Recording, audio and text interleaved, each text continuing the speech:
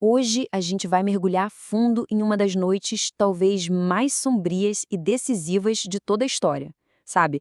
Uma noite que foi um divisor de águas, separando a vida da morte, a liberdade da escravidão. E é uma noite que, de certa forma, ecoa até hoje.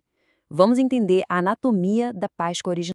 Olha, esqueçam aquelas cenas de filme, sabe? Com uma névoa suave passando pela cidade.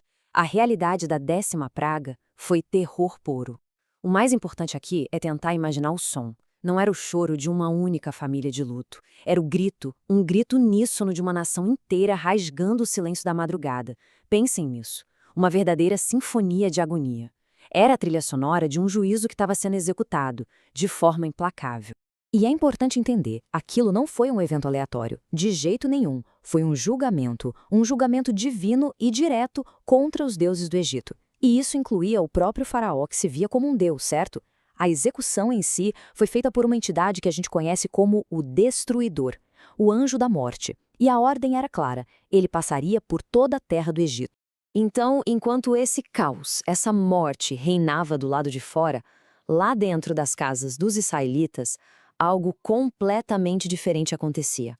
Um ritual solene, preciso, que estava em andamento. E era um ritual onde a obediência significava literalmente a diferença entre viver e morrer. E aqui a gente chega no ponto crucial. É preciso entender isso. O sangue na porta não era um tipo de amuleto mágico, não era superstição. Era um sinal legal, uma declaração. Era como se a porta estivesse comunicando ao destruidor: ei, a justiça já foi executada aqui. A morte já passou por esta casa. Por quê? Porque um substituto inocente, já tinha pago o preço. As instruções de Deus foram muito específicas, quase litúrgicas, sabe? Bem detalhadas. E o ponto era o seguinte: não bastava só ser israelita de nascimento. A salvação naquela noite específica exigia uma ação clara e obediente. E cada um desses passos, cada passo, tinha um propósito muito, muito profundo. O contraste, então, não podia ser mais nítido. De um lado, a morte, do outro, a vida. E qual era o fator que determinava tudo? A presença do sangue. Era só isso. Não importava a riqueza da família, a posição social, nem mesmo a moralidade pessoal de quem estava lá dentro. A pergunta naquela noite era uma só, bem simples: a casa estava coberta pelo sangue do sacrifício? Sim ou não? Até a refeição que eles comeram lá dentro era carregada de simbolismo. As ervas amargas, para lembrar da amargura da escravidão, o pão sem fermento, que simbolizava a pressa, a urgência da partida, e a própria postura deles, comendo já com a roupa do corpo, cajado na mão, prontos.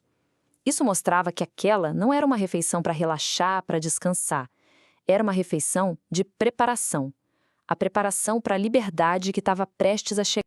E isso nos leva a uma lição teológica muito profunda. Veja bem, não era suficiente só olhar o cordeiro sendo sacrificado do lado de fora. Era preciso participar, internalizar aquele sacrifício, literalmente se alimentar dele. Era a força daquele cordeiro que ia sustentar o povo na jornada que estava prestes a começar. E é exatamente aqui que a história dá um salto, que ela transcende o tempo. Porque todo esse evento histórico, cada mínimo detalhe era, na verdade, uma sombra. Um ensaio geral, se a gente pode dizer assim. Uma profecia de um sacrifício muito maior, futuro e definitivo. Agora a gente vai ver como essa sombra finalmente encontra sua realidade. As conexões aqui são simplesmente impressionantes. Vamos lá. O cordeiro tinha que ser perfeito, sem defeito. Isso aponta para Cristo, que era sem pecado. O sangue foi aplicado na madeira da porta, o que prefigura o sangue de Jesus derramado numa cruz de madeira. O isopo, aquele ramo usado para aplicar o sangue, uma planta de purificação, também aparece lá na cruz quando oferecem vinagre a Jesus. E agora, o detalhe crucial. A regra explícita de que nenhum osso do cordeiro poderia ser quebrado.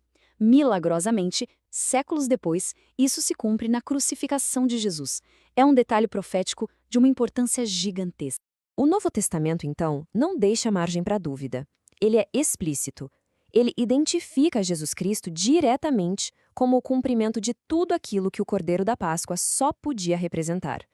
A sombra, finalmente, deu lugar à realidade. Então, no fim das contas, Jesus é a nossa Páscoa. O sacrifício dele na cruz é o evento definitivo, o que permite que o juízo divino passe por cima de todos que estão cobertos pelo seu sangue. Ele é o Cordeiro de Deus que tira o pecado do mundo. E tudo isso nos deixa com uma pergunta. Uma pergunta que sai da história antiga e entra no campo da fé pessoal. O que significa, hoje, estar coberto pelo sangue do Cordeiro?